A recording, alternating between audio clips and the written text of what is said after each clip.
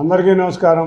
నిన్న వైజాగ్లో 2 రోజుల సిఐఐ సదస్సు దిగ్విజయంగా పూర్తి చేసుకుంది. ఆంధ్రప్రదేశ్కి సుమారు 13,50,000 కోట్ల పెట్టుబడులు రాబోతున్నాయి. సుమారుగా 16,50,000 ఉద్యోగాలు కూడా ఆ పెట్టుబడుల వల్ల ఆంధ్రప్రదేశ్ రాష్ట్రానికి వస్తున్నాయి. చంద్రబాబు నాయుడు గారు అంటేనే ఒక అభివృద్ధి మంత్రం. చంద్రబాబు నాయుడు గారిని కానీ లోకేష్ గారు కానీ మొన్న వచ్చిన పెట్టుబడులకి వాళ్ళ యొక్క కష్టం మనకు అర్థమవుతుంది. ఎన్నో దేశ విదేశాల నుంచి ఎన్నో కంపెనీలు వచ్చి ఇవాళ ఆంధ్రప్రదేశ్ రాష్ట్రం మొత్తం మీద ఈ సదస్సు విశాఖపట్నంలో జరిగినా కూడా ఆంధ్రప్రదేశ్ రాష్ట్రం అంతా కూడా ఈ పెట్టుబడుల వెలువ వచ్చింది.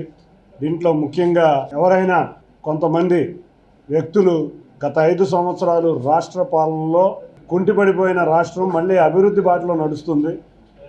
వీటిలో భాగంగా ఇవాళ విశాఖపట్నంలో కానీ రాయలసీమలో కానీ కోస్తా ఆంధ్రాలో కానీ రకరకాల పరిశ్రమలు రాబోతున్నాయి. మనం చూస్తే రాయలసీమకి ఏరోస్పేస్, డ్రోన్, అన్నిటికన్నా ముఖ్యంగా ఉత్పత్తి రంగం ఎక్కువగా రాబోతుంది. కోస్తాలో ఆక్వా, విద్య, వైద్యం, అన్నిటికన్నా ముఖ్యంగా క్వాంటమ్ కంప్యూటింగ్ ఇటువంటి ఎన్నో పరిశ్రమలు అమరావతి బేస్ అయిన ఈ కోస్టల్ ప్రాంతంలో రాబోతున్నాయి. విశాఖపట్నంలో చూస్తే ఆర్టిఫిషియల్ ఇంటెలిజెన్స్కి సంబంధించిన పరిశ్రమలు, అంతేకాకుండా డేటా సెంటర్లు, వీటితో పాటు ఐటీ పరిశ్రమ, విద్యుత్ రంగంలో మనం చూస్తే రెన్యూబుల్ ఎనర్జీ, మొత్తం రాయలసీమ అంతా కూడా రెన్యూబుల్ ఎనర్జీ రాబోతుంది. ఇట్లా ఒకటని కాదు, రాష్ట్రం అంతా కూడా అభివృద్ధి బాట ప్రయాణిస్తుంది. వచ్చిన సంవత్సరంన్నర కాలంలోనే ఇవాళ రాష్ట్రం ఇంత ముందుకు దూసుకువెళ్తున్నందుకు ముందుగా గౌరవ ముఖ్యమంత్రి నారా చంద్రబాబు నాయుడు గారికి ఆంధ్రప్రదేశ్ రాష్ట్ర ప్రజల తరఫున కృతజ్ఞతలు తెలియజేసుకుంటున్నాం. ఉద్యోగాలు 20 లక్షల ఉద్యోగాలు కల్పిస్తామని చెప్పి ఆ రోజు ముఖ్యమంత్రి గారు కానీ లోకేష్ గారు కానీ పాదయాత్రలో కానీ చెప్పడం జరిగింది. దాని దిశగానే ప్రయాణిస్తున్నాం.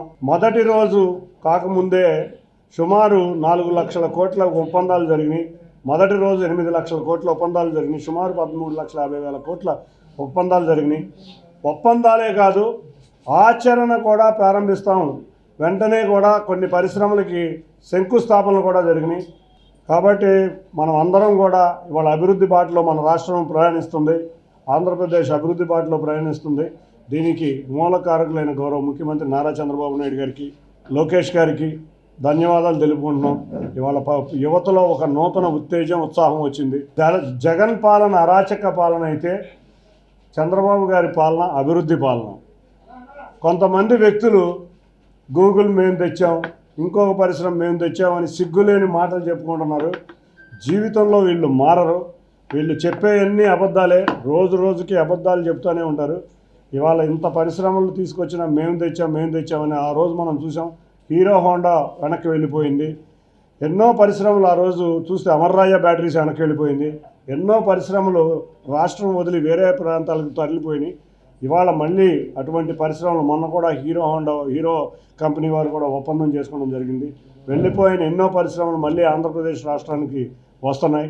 తప్పకుండా నెక్స్ట్ వచ్చే సిఐఐ సదస్సు విశాఖపట్నంలో సేమ్ 14-15 తారీఖుల్లో రాబోతుంది. కాబట్టి ఆ సదస్సు మరిన్ని పెట్టుబడులు ఆంధ్రప్రదేశ్కి తీసుకొచ్చి ఇప్పుడు వచ్చిన పెట్టుబడులన్నీ కూడా పరిశ్రమల స్థాపనకు ముందు అడుగు వేస్తాయి.